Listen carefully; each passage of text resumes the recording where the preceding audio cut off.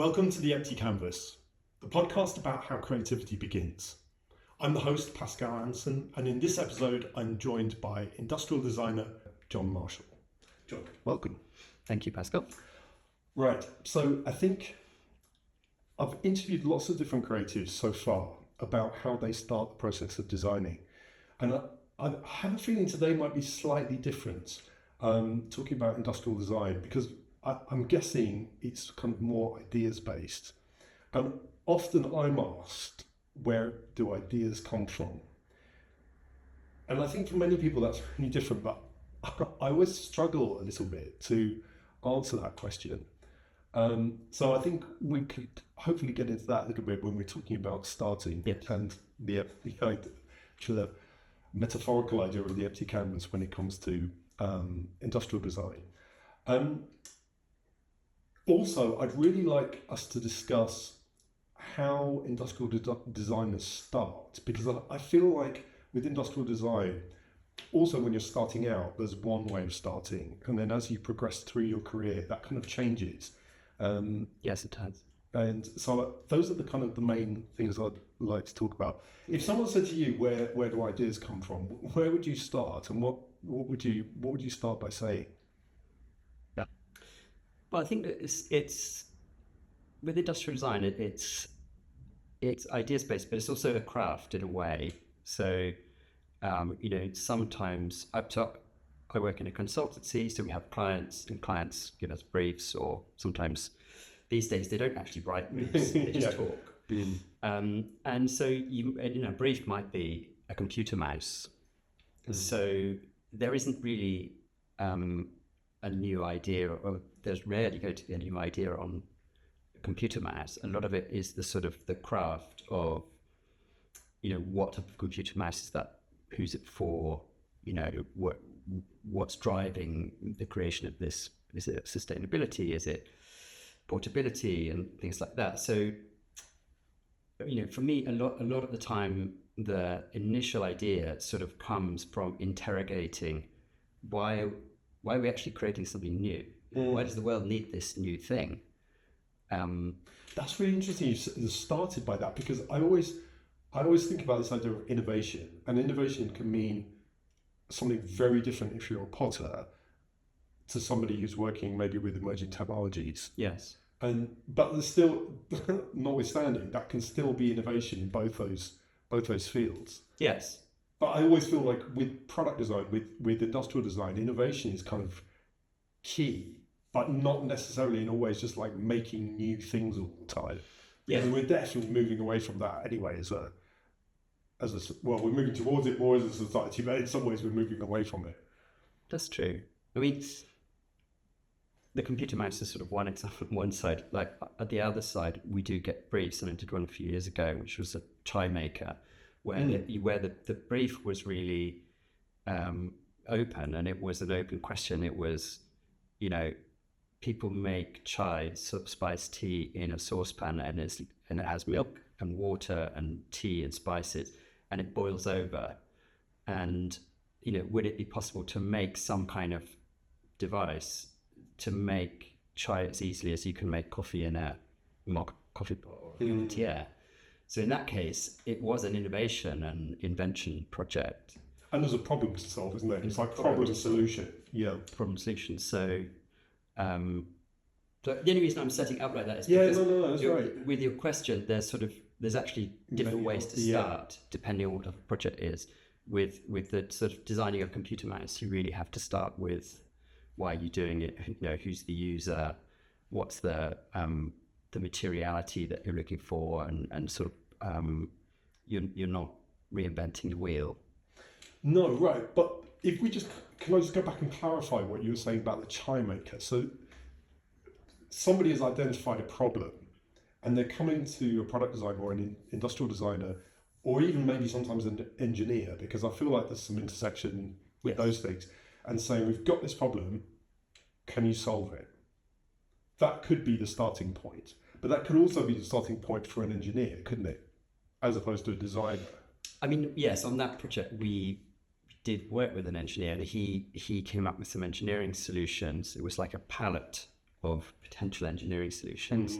But then the designer's role is then to look at those and say, like, can that engineering solution ever be turned into something that somebody would want? Yeah. Or would work in a kitchen, because if it's like some hedron collider, exactly, that's not falling over, it's not going to be in your kitchen. Yeah. But I mean, but that's only one, isn't it? I just wanted to clarify, because I think this is a really good place to start, which is in terms of how industrial designers work. That's one thing, which is problem solution. But you've also touched on another area, which might be, this thing already exists. It solves the problem very well, which is computer mouse has been around for 40, 50 years. But now it's time for a different mouse, because technology has changed, how people use a computer has changed, materials have changed, responsibilities changed. So is that innovation, or is that is that like another? Because I also feel like with those things where this thing already exists, let's relook at it. I think we were both taught to completely re-examine that object and not just do the next iteration, but say, does a mouse need to exist? How would you describe that process? Yeah, I mean, the thing is, when you work in a design, commercial design consultancy, sometimes you get those types of briefs where somebody says, we're making this computer mouse, can you design a new one? And so you don't get to do the reinvention bit to dismantle it. You've got to say, like, I think I can have a point of view on this? Can I make it better? Can I use less materials? Sometimes it can be invisible. Can I make, can I make it more sustainable, better for the user, or can it work better for a specific user, for a gamer, or for someone who's traveling? So, like, in that scenario, to go back to your initial question, where does the idea come from? Like, often the product exists, so there is no blank canvas. What we do is we start collecting computer mouses and playing around with them and sort of trying them and try to see, like, why is this one better than that one? Why do we all hate this one? And you start articulating in words what is the intangible thing that makes this one better than this one, and then that gives you a sort of a recipe for a good mouse. It also gives you a recipe for an intervention, because if you've articulated why that one's working, why that one's not working, you can identify the point of intervention where change can happen. Yes. I really like this. You mentioned the gaming mouse, because I think that's also a really interesting point where a joystick is invented, and then maybe it goes onto the keyboard, and then the normal PC mouse integrates with a keyboard. Yes. But then that's kind of not working well, because that's how the technology of the game changed, and then the hardware didn't in that specific example, I feel like the hardware was lagging behind until somebody went, oh, gaming mouse, that's something that we need. Yeah. Because of habits and behaviors have changed, and now this thing doesn't exist in a good way. Yeah. I'm sure you've spoken to furniture designers, and so I think there's an aspect of industrial design which is like furniture design, which is like, nobody thinks it's strange to design another chair. I thought you might say that. And so nobody finds that odd, like, why do we need another chair, or where do you get the idea for the chair? But when it comes to industrial design, it's sometimes difficult to articulate, why do you need another computer mouse? Yeah. You often do need new computer mouses because different companies want to make them, or there is an opportunity for a gaming mouse, which is a practical problem, or it's just a slightly different flavor. Like, if you've designed the computer mouse I've actually worked on, it was because we were designing a computer and we wanted a matching mouse. So it was a materiality and form exercise. What do the furniture designers say about coming up with new chair ideas? I would say that's not to do with the function at all, because it's a 425 high solid object you sit on. And I think that's probably to do with manufacturing, to do with materials, to do with some sort of cultural, visual statement, a new statement that something could make. Yeah. But that, I think, is a really good point, because I would imagine there's a lot more scrutiny on, like, why do we need another mouse more than why do we need another chair? Yes. Is that what you're saying? Yes. Yeah, I think that's right. I think that's absolutely right. Okay, so I think this is giving me really good insight in terms of, like, another way that we could start as an industrial designer designing something. Could we go back to what you said right at the beginning about how a client might come even without a brief? Because I think those first two ways that we've talked about are kind of maybe brief led. I'm very intrigued in this. I'm very intrigued about this idea of a client coming without a brief, because that feels like quite an uncertain, empty canvas in terms of starting something. Yes. Could you maybe talk about how that goes when somebody comes without a brief? Yes. I mean, when I say without a brief, I mean without a written. Like, they haven't properly articulated the constraints and the criteria of the project, but they're coming with a project.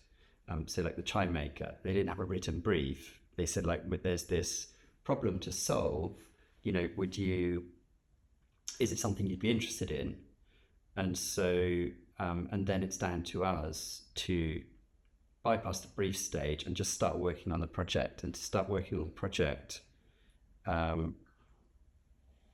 we normally just do a huge amount of talking with the client. And it's like group therapy. So, because you sort of, and this is one of the key starting points for my work, is sort of just getting in a room and talking, and sort of, ideas come up, and you say provocative things, because sometimes the reason it's a bit like group therapy is sometimes you have to ask clients difficult questions, like, actually, why are you doing this? Yeah. Or but that company already makes something very similar. What's your unique point of view? Or why did you why do you want it to, you said you wanted it to be made of metal, but why metal? You're just making that assumption. So you have those kind of conversations, and what comes out of that is a sort of a massive lot of inputs, images, words, thoughts, and you can kind of put all that down, and then you no longer have an empty canvas, so you have like a bunch of stuff to feed off. Sure. Yeah. No. So that's kind of like building up, but not really world building, but it's building some sort of structure around. Maybe quite an I mean, the chime maker sounds quite a specific problem, but it could be a much more abstract problem than that. And then you talk and you assemble lots of things around that to give it some sort of clarity, I suppose. Yes. Going back to that conversation, is that a bit like the faster horses conversation as opposed to a car? Yeah. When people were asked, I mean, this is a kind of classic, although it's automotive, I think is a very classic, it really applies a lot to industrial design, which was when people were asked what they wanted, they said, well, we want faster horses. Yes. Because the car didn't exist yet. Yes. And I'm wondering if sometimes the client comes thinking, well, we just want you to design a faster horse. And you're like, no, hold on a minute. I don't think that's the right question to be asking. I mean, that does... Because that sounds really provocative. That scenario does... That's like a dream project, isn't it? It's where they come and say, we want you to design a faster horse. And you're like, no. That's a dream. But that doesn't happen very often. I think what more often happens is they come and they say, we think there's this opportunity. People are asking for faster horses. We think there's an opportunity for a car.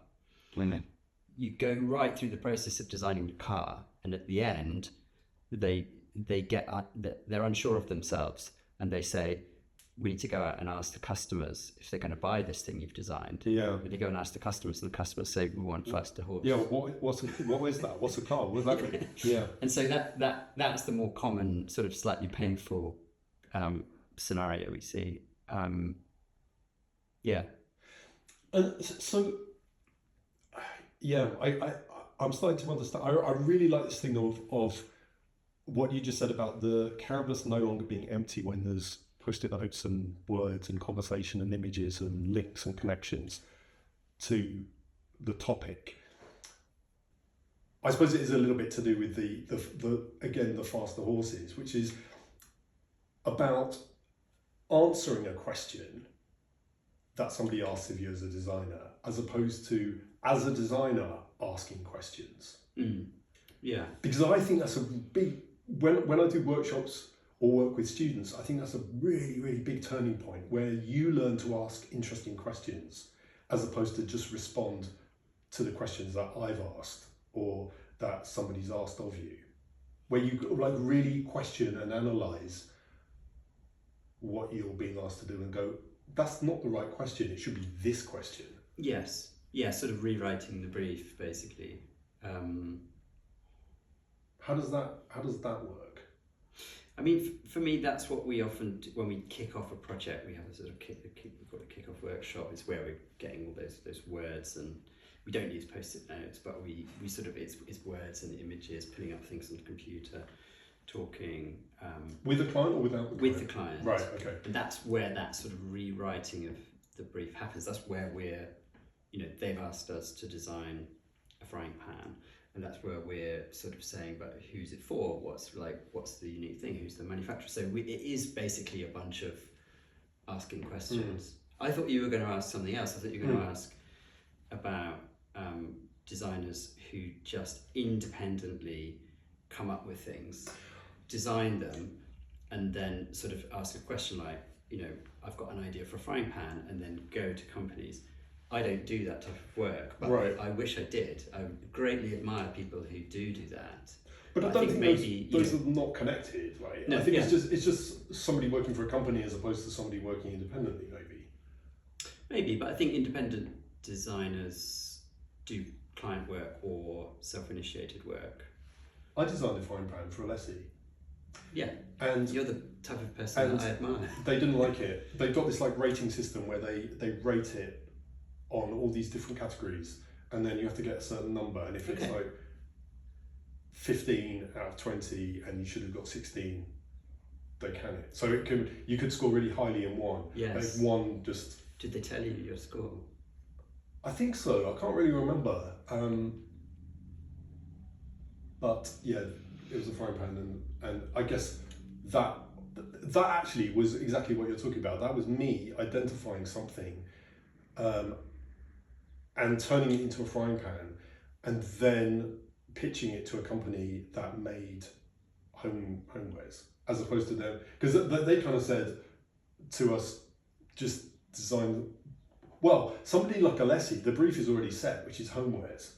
So as an independent designer, you come up with something based on that shape of homewares. So I don't think you're going to design some textiles or a t-shirt. True. But where did that idea come from then? That must have been a blank canvas in the beginning. Yeah, that was, but for some reason, I think with that project, it was about thinking about at the time, Alessi was a very, very strong homewares brand.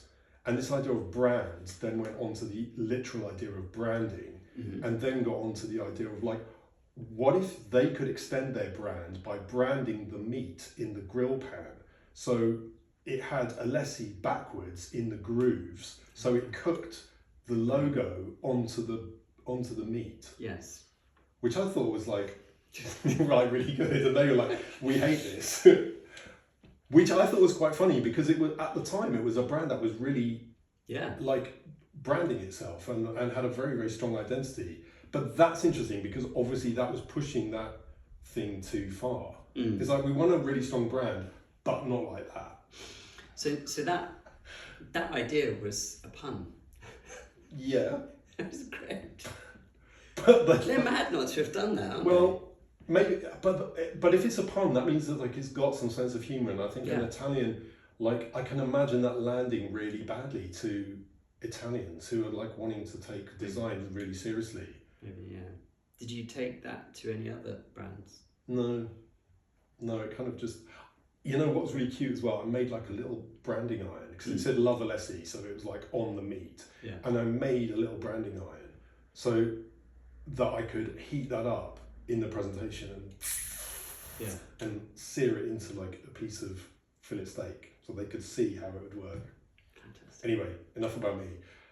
But interesting that you're talking that topic of a company comes to an agency to ask for ideas, as opposed to having an idea that you then I mean, try and push. I sort of describe the way it would be that I'm like a doctor who needs a patient. It's not that I couldn't come up with ideas. I can come up with ideas all day long. How do you look? You can't. Oh, that's what the podcast is about. Yeah, you can't just say things like I come up with ideas all day long. That is exactly what the podcast is about. And I think to some people, they hear us say things like that, or now hear you say things like that, and that's not everybody can do that.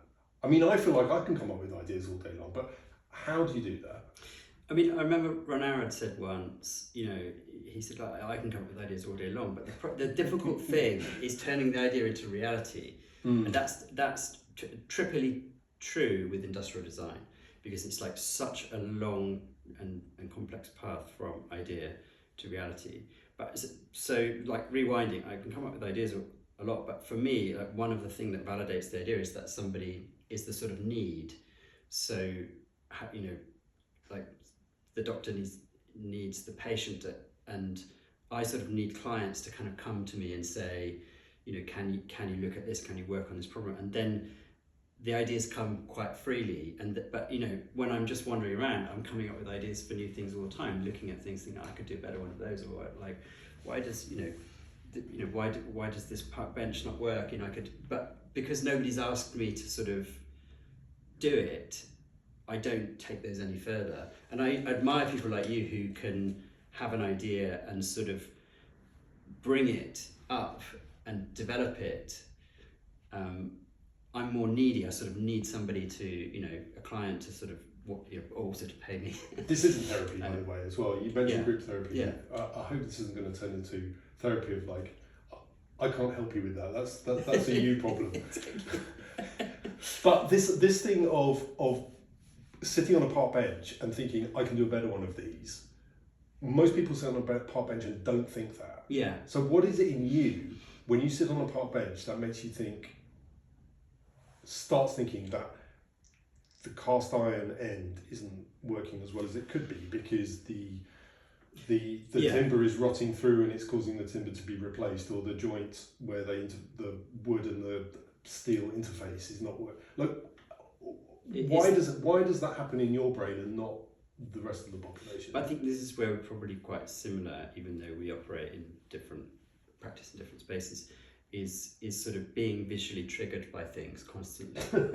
And so when you have a visual, I think I have sort of a visual memory, so I'm just constantly processing visual things and memorizing them and then combining them together. So one thing is just looking at, in this room, little joints and things, and thinking like, why is that like that? And then once you start thinking, why is that like that? You think, oh, that could be, not only do you think, oh, you could do it differently, but then when you start thinking about something else, sometimes those things pop into your mind. Like I'm just rambling now, but I was following somebody who was wearing a really interesting jacket that had holes in it for ventilation for running. And I'm desperately trying to find what that jacket is. Maybe you can help, or maybe the listeners can help, because we're doing a project where we need exactly that detail, but it's got nothing to do with it. It's a technology project, but we need like a fabric with a detail. So a lot of it is sort of processing the visual world and then transposing it to another context. Which is how, I think that's how, one key way that visually triggered people come up with new ideas. As well as seeing problems in the world that need to be solved. It's interesting you say that, because I'm thinking back to your education at the Royal College of Art under Daniel Weil. Yes. And I remember looking at the sketches that you guys in second year were doing, which is exactly that. I remember Carmen doing something to do with Mickey Mouse, and she kind of did almost like a morph from one thing, like starting with like actual Mickey Mouse here, and then morphing it into, I don't know, a teapot or something on the or radio on the other side. But it wasn't just that big jump to it was kind of putting it through different iterations and trying it out in different ways. So that jacket with the perforations might have come from a colander or a sieve or something else before that, and then becomes like a mesh or on a saddle or in a car seat or something. Yes. Before it becomes a jacket. Yes. And then you're looking at that and thinking, not, oh, that will be really good on my next run, but oh, how interesting that they've used that fabric in that way. But that perfect little detail. So that's why when if I don't teach students, but I sometimes do talks with students, and that's why I often say, like, if you're designing a clock, don't look at clocks. Go and look at gear knobs in cars. Go and look at frying pans. Look at other things, and sort of, you'll find it's much easier to come up with some sort of starting point. If you just look at clocks, you'll just be iterating on clocks, and you can do that later on when you need to sort of. Oh right, that's interesting. When you need to sort of get the clockness, you can bring the clockness in by looking at clocks. But to start, maybe it's better to think about other things. And if you think about designers that we greatly admire, like Achille Castiglione, that's exactly what you can see evident in his final work, that he looks at tractors. He looks at tractors. Yeah. Okay, so that's excellent advice. When you're starting to design something, don't just go to a catalogue of what already exists. Yeah. Is that what you're saying? Yeah, I think so. I think lots of people know that, or some people know that, but then that thing of looking at tractors that takes some confidence to know that by looking at tractors, you're going to be devoting your time to something that's worthwhile. Because I think you could say that to somebody, go and look at a tractor, and they'd be like, well, I'm not looking at tractors, I want to design a clock. Yeah, true. I think maybe tractor to clock is too much of a jump though. But if you're, for example, going back to my earlier example, we're designing a technology product and we need some ventilation in it. So instead of that's where I started looking at a running jacket, which was a fabric which had really interesting hole pattern, rather than looking at tractors, tractors or cars. Which so that's what I mean. Yeah. All right, great. So I think there we can be a bit more specific. So we go from this technology, this hardware needs ventilation, but we're not just going to look at other technology that has ventilation. We're going to look at all types of ventilation, from running jacket to wind farms to, I don't know, blowing bubbles through like a hole to make washing up liquid through a hole to make a bubble or something. Okay, so then I think that shape of those things that you look at, that's where kind of intelligence comes from in design, because that's about those interesting connections that are not so far removed to the tractor that's sort of a bit irrelevant. But once you have those things of, okay, let's think of 100 types of ventilation, it gets really hard after 10, because the first 10 are kind of everyone knows. The next 10 is a bit of head scratching, and then you start really digging into like lateral versions of ventilation that somebody will go, oh, I hadn't thought of that. A dandelion, when the wind blows, that's kind of got something to do with ventilation. Actually no, maybe that's sort of outside the shape. So you kind of, I always see it, like what's inside the shape, what's outside the shape, and then what's on the border of that shape.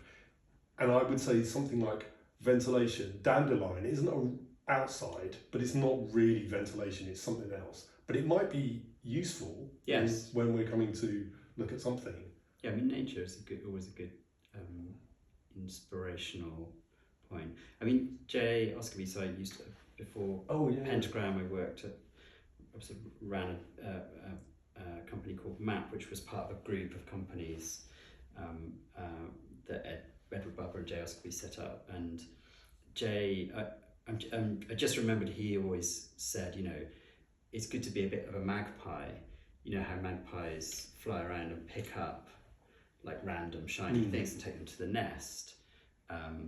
It's that part of magpie behaviour he's talking about, not the The good luck, bad luck.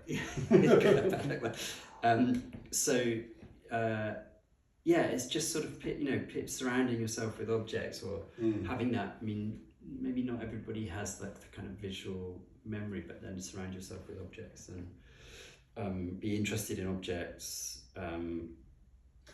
My colleague Michelle always says that it's to do with connections. So ideas come from connections, yes, and the ability to connect one thing with something else, which you can kind of justify and you can see that connection, whereas somebody else can't see it. Yes, or exactly. the client, maybe the client can't see it, and I think it's our job as designers to say, well, connect these two things together. Yeah. And sometimes they work and sometimes they don't work. I think that's probably at the centre of it. That is the smartest description of it I've heard. Connections. It's quite simple. Get Michelle on this podcast. it's quite simple, isn't it? Because I think everybody can make connections and everybody can join two things together. Whether it's figuratively or literally joining something together. I suppose with design it's figurative. It's the ability to link two things that makes an interesting A plus B equals this other thing. True.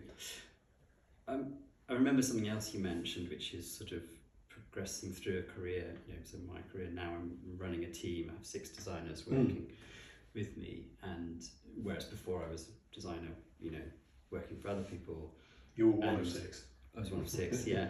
And so the connection thing is the first part of it, isn't it? But then, and I think everybody's got that ability, but then part of design and art and making is the being able to judge then, is this a good idea? Yeah. And I think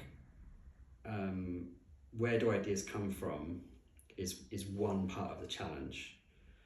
Recognizing a good idea is the next bit, because if you can come up with lots of ideas and there's different processes, and we've talked about some of them, then you're awash with ideas. Where do you focus your energy? Yeah, which one do you how do you edit that process of coming up with lots of things? Yeah. Where do you see the potential in that idea as opposed to that idea? Where do you see the potential, and then because then you've got to, particularly in industrial design, you've got to invest a lot of time to sort of take that forward. And so one of the big differences is, when earlier in my career I was the one, coming up with ideas or developing, doing sketches and throwing them up. Now I do that, but I've also got a team who also do that. And part of, I think, when you're leading a design team, part of your role is to help with the editing process, so that the team focuses in the right way. So a good proportion of my time is spent going around killing off some things and sort of nurturing other things. And so when you run a team, sometimes I have the answer, sometimes it just comes to me, like, I think we should approach the project in this way, but sometimes I don't really know how we're going to do the project. And that's where it's really great to have a team, to create an environment where the team can be creative and through process of discussion, sketching, finding images, talking, making, we produce material, and then it becomes clearer to me, which path to follow, or we decide what to show the client. Sometimes the client shows. That's a big change, I think, for designers early in their career. Often they're doing one of two things. They're working on somebody else's idea, so somebody said, I've got this idea, I need you to draw it up and work it out and make it. Or somebody has said, we've got this brief, come up with some ideas. Yeah. Okay, so can we go through these stages a little bit? Because I'm curious to know, as an industrial designer, at each of these stages, from kind of intern, junior designer, midweight designer, senior designer, now partner, what your empty canvas looks like. Because I think that's quite valuable for people to understand, that this thing that you were saying just now about working with a group of people, because I think sometimes also you need to work on something to a point before you realize that's not the right thing to be working on. You kind of have to see something through that. You've maybe got a hunch of like, I'm not sure this is the right thing. There we are. I proved it's not the right thing. So now let's work on the right thing. Yeah. And sorry, that's probably a bit of a sideline, but I think what I'm saying is sometimes you start on something and you work, and then you think, hang on a minute, this isn't really what we should be working on. We should be working on something else. But that's all, again, trusting the process and being part of that process of design. I very rarely get things right the first time I try it. I have something, I try it, it's not quite what I thought, and then I start again, and like it's generally better the second time. Yeah. The question for you first, to frame that though, are you somebody who, when you, so say you started drawing or something, or you're making something, are you somebody for whom it goes to a kind of a bad place, but then if you persevere, it becomes really good? Or does stuff always look good for you? That's really interesting, because I had this exact same conversation on this series of the Empty Canvas with an illustrator, and we were talking about getting past this. So for her, the empty sheet is an opportunity to produce an illustration. And we were talking about sabotaging that sheet, first of all, by either crumpling it up or putting down some colour, or by putting down lots of mess and then clearing up the mess. I see. Or working with the broken texture. And I think that's sort of interesting, isn't it, if we overlay that onto industrial design? Yeah.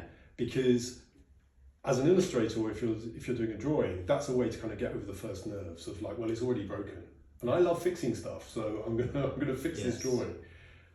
I think to your question about how sometimes I work, I love fixing a problem. So, and sometimes it is good to kind of start from something that's broken, or break something, not start from something that's broken, break something up and then reassemble it. Because that can also be a bit like what you talked about, like pulling something apart and then putting it back together again differently. I know you were talking metaphorically, but I think we can also talk about it like quite practically. Quite practically, yeah. I don't know if that, I don't think that that doesn't totally answer your question. No, but I think if you, let's say you're an illustrator and you start on that process, so that then the work to create the illustration creates the end artifact. Yeah. And I think the reason I was asking that is I think one of the things I've noticed, particularly with younger designers, is if you're designing something, you're doing a sketch of something. So the sketch isn't the artifact, the sketch is the process. And I always think there's a temptation to give up too early. So whether you're sketching, this is an industrial side, whether you're sketching an idea, or whether you're doing a physical model of it in card or something, or whether you're doing a computer model, computer rendering, I think there's the temptation to give up too early, because you kind of get to the point and you say, well, I've judged this and it's not a good idea. But I think actually the real learning comes from finishing that to even if you think, oh, it's not the right idea, it's finishing it to a higher level, completing it. Because sometimes it's in that, because I definitely do have that thing where I sort of halfway through a sketch, I think, oh, it's not looking good. But then if you just push forward and you finish it, you sometimes get the learning from the second bit, and sometimes something comes out of it that you didn't expect. And I think that was one of those things that we were taught at the Royal College of Art when we were studying under Daniel Weil, was that sense of like, you know, the sketch or the process, actually, if you just trust it and you kind of engage fully in it, you will sort of, something interesting will come out of it. And so in industrial design, you know, often we do, it's a kind of a bit of a trope, but you know, when your client comes for a project, you might do 3 concepts or 5 concepts. And so often, often you know that some of those concepts are not quite right, but I think there's a we a really real love this value. one. Let's do 2 of these so that they pick Yeah. up. Well, that's one technique, but the other technique is to sort of just say we got some learning out of the 5th concept. So, and we're going to and it's brave to show it to the client. Obviously, you don't want them to pick it, but it also frames what you're not going to do. And I think there's a discipline in kind of finishing those things to a level. Yeah, that's also addressing the sort of empty, like it's addressing the half empty canvas problem. It's addressing the starting, isn't it? Because I think what you're asking is you're asking about perseverance with ideas, and like when you stop and when you like then go back to square one or the empty canvas again. And I think that's very interesting what I'm hearing, which is, but I think that's a very personal thing, because we know that there are some people who give up really early, and some people who are really tenacious and they'll hold on maybe too long on a project, and even when they know it's not working, and like flog it to death. But I think that is an interesting point about when you start something. Well, first of all, it's like knowing the potential in that idea that you're starting, because sometimes you don't know that idea until you take it through all the stages you talked about: model making, rendering, testing, all those things. And even if it kind of fails at the end in the test, you take some of that learning back when you start again, and you think, okay, well, that path that we took didn't work out well, but we've now got another chance to try this out. Yes. With all that information, that we're not going to use everything, but we learned some really good stuff from that last time we tried it. Yeah, I think that's a good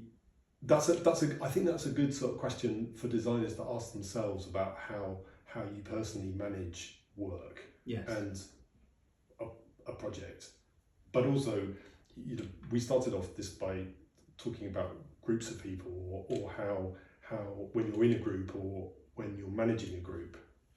Yeah, I think that was just a roundabout way of coming back to like when you're early in your career and you sort of go into, let's say in my case, into a design studio, you don't know what the hell you're doing, you don't know what you're supposed to be doing, and you don't really have the awareness or the capacity. Well, I didn't. Some, there are lots of very talented people who did, but for me, I sort of I got lost, and sort of my way out of that is, just start doing something and do it to a really high standard, because even if it's not the right thing, you've done it to a really high standard.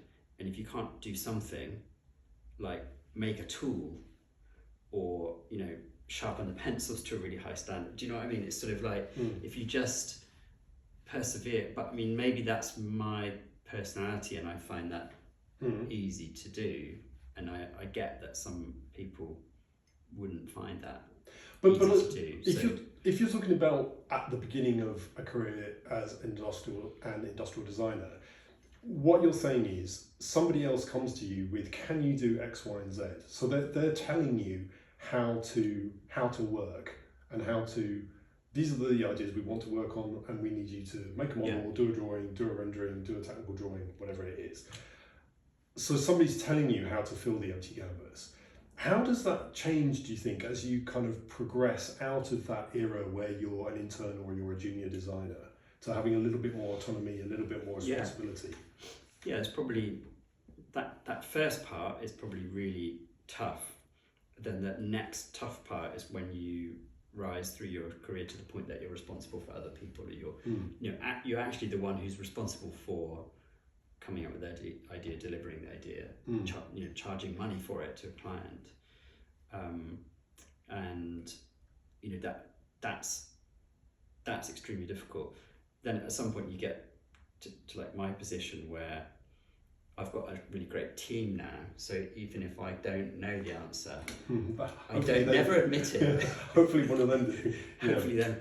So, but that sort of middle bit when you maybe first into a leadership position, I think that is extremely difficult, and I think that's why it's probably important to listen to this podcast and find out how people come up with ideas. Because you by the time you reach that point in your career, you need to know how to do it. You need to have your techniques to do it. But like, also it's you need no to different from understand how other people work and how other people, because not everybody generates ideas in the same way. Yeah. And I suppose as a leader or a manager, you need to identify how people generate. Yeah. Because obviously you don't have exactly the same type of person in the team. You have different types of people. Yeah, you need to know how to. Sorry, I interrupted you. You were in the middle. You need to know how to create an environment to make other people productive and successful. Yeah. Which is also not that easy if you've previously been in a competitive environment where you're kind of competing with other people, and then suddenly now you're managing or you're leading other people. You have to make them thrive to make yourself look good. Sometimes there's strange dynamics there. Yeah. No, I was just thinking, like, when you're like, if you're taking it outside of our creative profession, if you're working in if you're a chef, for example, and you you rise up through the ranks, presumably it's the same, right? When you become a head chef somewhere, suddenly you're responsible for a whole bunch of things, budgeting, responsible for other people. There's a lot of pressure.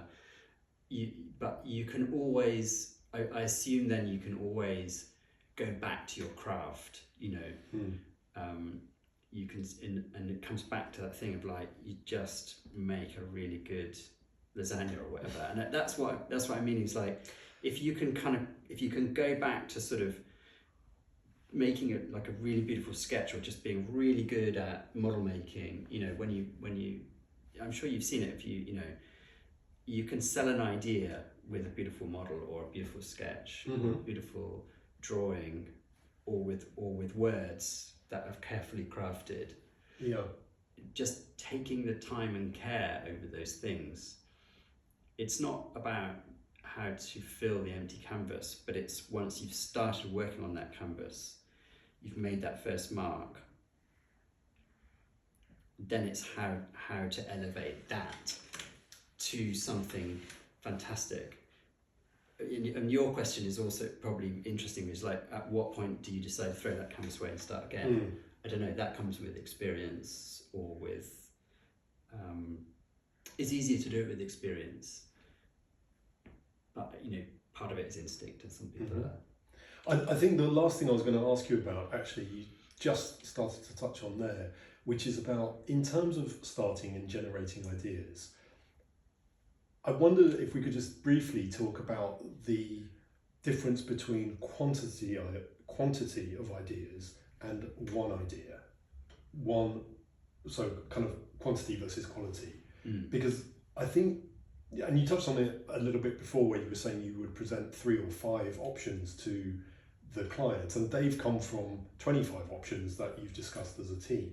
Yes. How important is the relationship between quantity and quality as an industrial designer?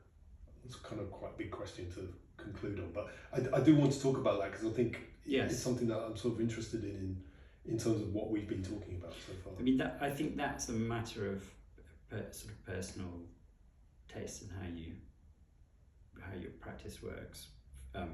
Because I've got a Pentagon, which is a partnership structure, and other partners very much believe in the idea of taking the client through a strategic process to one idea.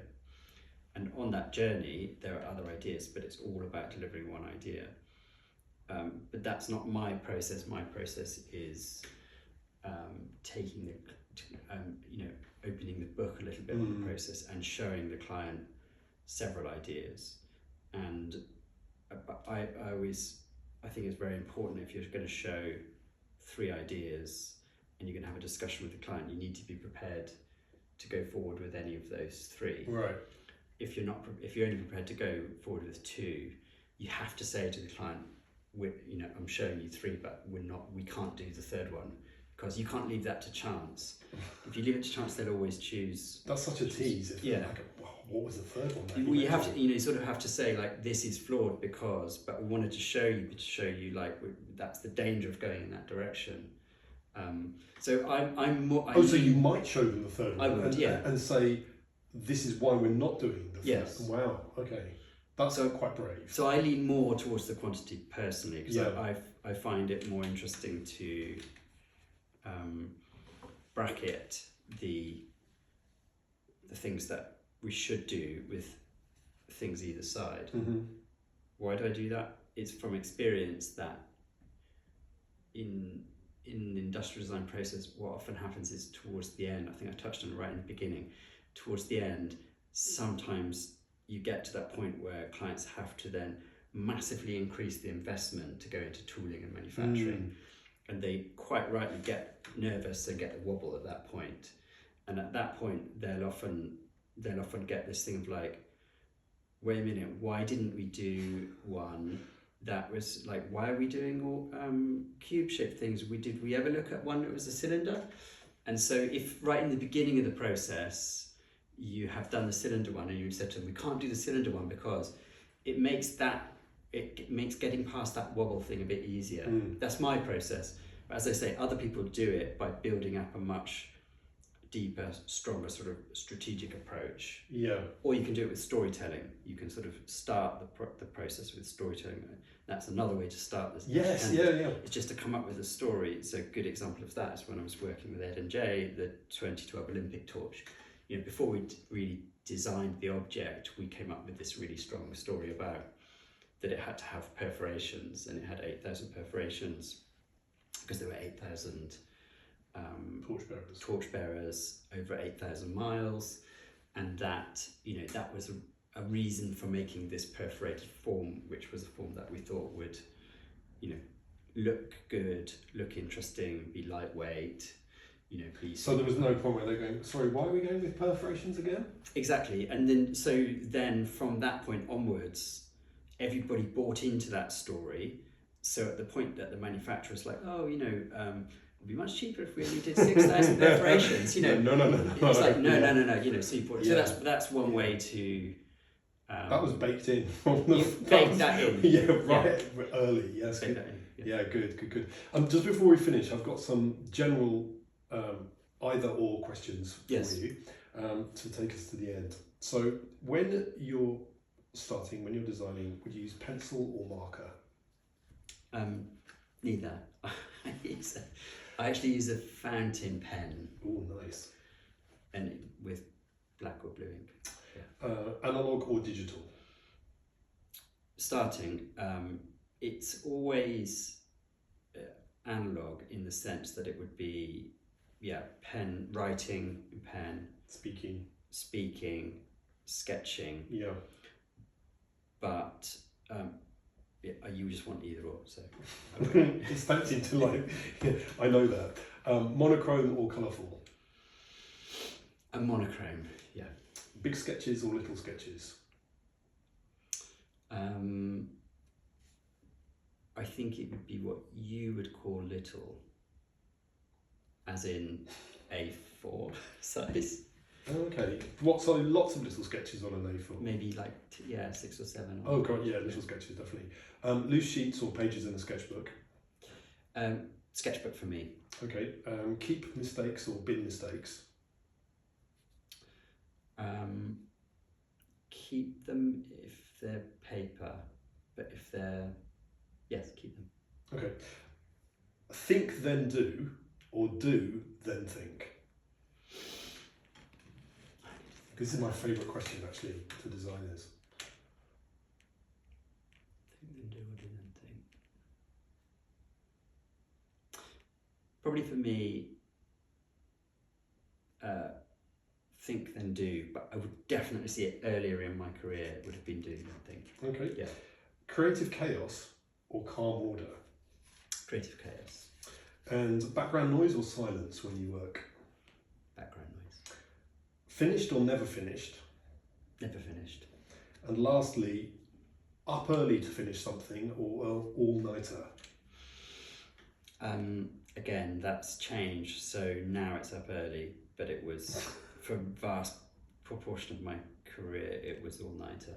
Okay, very good. Jon Marshall, thank you very, very much. Great. Thank you, Pascal. Yeah. Thank you to my guest, Jon Marshall, on this episode of The Empty Canvas. Please like and subscribe, and maybe send this to somebody you think needs a little bit of a nudge on their own creative journey. I'll see you in the next episode.